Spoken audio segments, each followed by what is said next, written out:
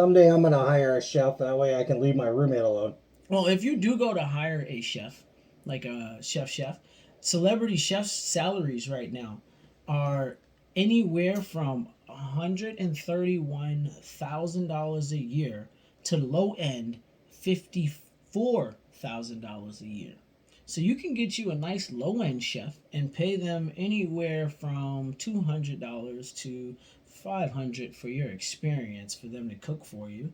Now there is a middle range to this and like an average 75. So if you're a good celebrity chef and you get some decent clientele, you could probably pull in about $92,000 a year. And if you're an average one and you get some okay clientele, you could probably pull in 78.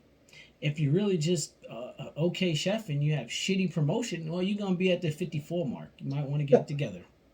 All right. Yeah, get it together. Get it together. Get it together. Okay. But what does that show? That shows that even as a chef, doing what people love, there's ways to make money. I mean, in most places, $54,000 and a lot of places is a decent income. Except for Massachusetts. Yeah, except for New England. California. Like, holy shit. Or New York. Yep. Okay? Those are honestly the big three. Like New England, New York, and California. That's right. Everywhere else, that's a decent income. You can like move to Alabama and live off of like $30K a year and be Easily. a happy fucking dude. Easily. You know, it's insane. Just not in those three places. Insane. Those three places, you might want to get you some promotion going to become a top chef. Yep. Get your promotions. Ready up. That's right. Boom. But I mean, even they're making $350 to $500 a day as a chef. That's right. That's good money. That is good money. That's good money. Hey, do you know what brown butter is, speaking about chefs? Yeah, brown butter. Yep. So, it's funny you asked that. Is it funny? It is, because I'm reading about it just a little bit. Now, when you say brown butter, do you mean brown butter that has been melted down to create a nice little brown consistency? Or is that... Question for me, if your kids start to cry in a restaurant, what do you do? You beat them, no. Shut it up. Shut them up. Shut them up. You put them back in the trunk where you pulled them out. How dare you, Mr.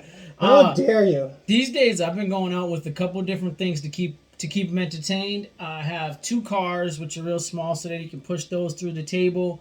I try to utilize that, a book, way before I go to the tablet. When by the time it is to get to the tablet, I'm like, oh shit, I try not to use that tablet unless I really have to. I will say for the most part, he has mixed days. If he's really hungry, he's gonna make noise at that restaurant. What I have heard for some other people and their answers is they tell me, yo, you just take him outside. And I'm like, yeah, that sounds great, but I don't feel like bringing them back in after I take them back out. Yeah, it's raining outside, you dick. So, those are the things I'm doing, and then I'm shoving food at him. So that way he can stop crying, because he loves to eat. Shoving shit. Yep. You going through that right now? I bet she is. I mean, she has, she got the one that's a little older and then the one that's younger, so... Yeah, did your wife tell you she's pregnant yet? Not yet. No? Oh, we probably need to get home and deal with that. Yeah. Hoping she doesn't. Yeah, I called it first. Yeah, just remember, Daddy Senpai said it first. Yeah, you accidentally knocked her up again. Right? Here it is. Yeah, here it is. Just like when you knocked her up the first time, because she's poking holes in those condoms. Yes, poking pops. Yeah, poking pops. Oh, poke and pops. Oh, not currently. She has, yeah. Well, good, because it's hard. Yeah. It's hard. It's rough. People start looking at you. I did have a table where the baby, he was making some noise. And I'm like, oh, you watching Coco Melon? And every time I'd go over there, the baby would be cool about it. And then I'd leave and he'd be like, I'm like, uh-oh. And it's a mess because people look at you funny. But... Yeah, I mean, it's not your fault. It's not. It's a baby. Kids babies cry. Right. You know what I mean? I just don't get, like, people who go out. And this is, like, a big subject that happens.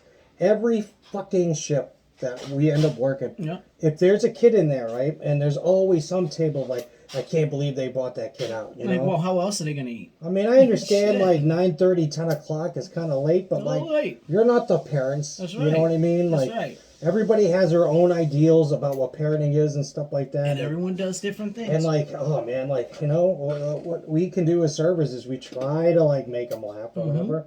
But, you know, what most people have to understand is that you were a kid. That's right. And you were probably annoying as fuck too when you went out to restaurants. Well, Dennis the Menaces. Yeah, so zip it up. I used to work at one place, and they would, and 9 o'clock every Sunday would be the target time for the people to come out with a bunch of kids because they would get out of church. Yep. And you just knew that on Sunday at this time you're gonna be flooded with a bunch of kids, and you just knew what it was. You know? With the best dressed. You're the best dressed kids. Best dressed kids. All coming out That's at right. the same goddamn time. You're like, what is going on? And it's a little kid convention. But I mean, you would get them. You get the yellers. You get the ones that would sit and be actually good about it.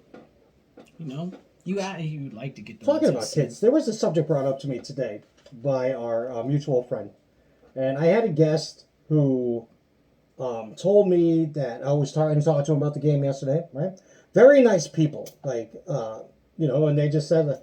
Like through the restaurant, yeah. I hate when they let them run wild through the restaurant. Oh, I mean too. That's nuts. Like you know, at that point, that's different. That is different. Noise is different. That's than right. Accidentally running over a kid. That's right. Or that's jumping around, on booths and doing what the that's different. Yeah. It's not trip them. I agree. I'm the one that's gonna get tripped. I accidentally drop food on them. Punt a kid by accident through the restaurant, yeah. And then I'm the monster. Like I know I'm always the monster, but nonetheless. Drop shit the happens. food right on them. Yeah. That's a oh man, plate. It's hot soup. Sorry, kid. You were running. That's awful. That's awful. Why would you didn't say see that? the red lights? Yeah, you're a fucking monster. Don't say shit like that. What's wrong with you? Holy crap. Oh. What was I talking about? Oh, yeah. Talking about the mutual. Let me ask you something, Kate.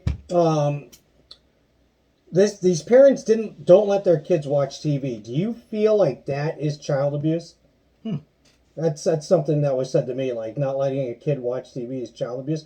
I just think that's a different way of like raising kids. It's definitely a different way. You know, of raising kids, like in my opinion. I grew up with 4 channels, yeah, maybe 5. Yeah, max. I mean, like, yeah. Honestly, my parents didn't let me watch a lot of TV, and then when they bought me a video game system, it was over. It was over. Never seen them again. Magical, but that's like I have like an addictive personality. I have like severe ADD, but as soon as something catches my attention. That's all I can think about. And that's why I have that fucking addiction with video games. Mm-hmm. That's an issue. So that's an issue. That is an issue. So, folks, let's get serious. I know last week we got a little personal, and as I get closer to you, you just survive. As I take over the screen and put my hand up to cover his face, we're gonna get a little personal again. All right. Being a parent is just survive whatever it takes. That's true. That's right. That is true. Get them up.